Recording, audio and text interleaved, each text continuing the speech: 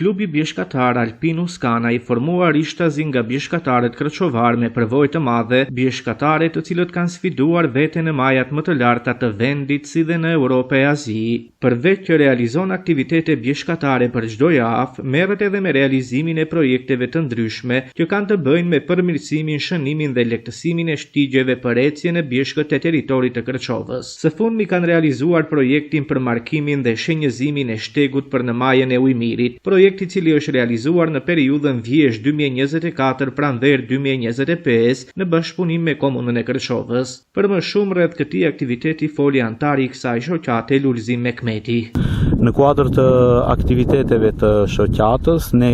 kemi realizuar edhe një projekt në bashkëpunim me komunën e Kërçovës, për cilin publikisht e falenderoj komunën e Kërçovës për këtë mbështetje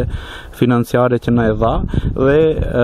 në kuadër të këtij projekti ne kemi bërë shenjëzimin e shtegut nga fshati Qafe deri tek maja e Ujmirit, e cila është maja më e lartë në komunën e Kërçovës, 2062 metra lartësi mbydetare. Projekti ka kaluar në 3 faza. Në fazën e parë kemi bërë shenjëzimin e shtegut veror, duke filluar siç e përmenda nga fshati Qafe deri tek maja e Ujmirit. Në fazën e dytë gjithashtu kemi bërë shenjëzimin, mirëpo tani atë dimror, dhe në fazën e tretë kemi vendosur sinjalistikën vertikale dhe tek burimi I parë I ujit kemi vendosur një tavolinë për pushim, ku të gjithë ato që do të gravitojnë dhe do të ecin në këtë shteg do të mund të ndalen, të hanë ushqim, të pushojnë, të relaksohen edhe më pas të vazhdojnë me ecjen e tyre. Është kjo një aktivitet që ne e kemi rrumbullaksuar edhe me një pjesë ku në afërsi të restorantit Driloni kemi vendosur një tabelë në cilën është paraqitur shtegu që të mund, me thënë, ta shohin me informata të duhura të gjithë turistët që nuk janë prej vendit tonë, dhe në këtë mënyrë dëshirojmë që ta promovojmë turizmin malor dhe edhe kjo pjesë e Kërçovës të ketë frekuentim. Ai gjithashtu foli edhe për synimet për në të ardhmen që ka kjo shoqat gjithmonë në promovimin e turizmit malor dhe bukurive përrallore që na fal natyra.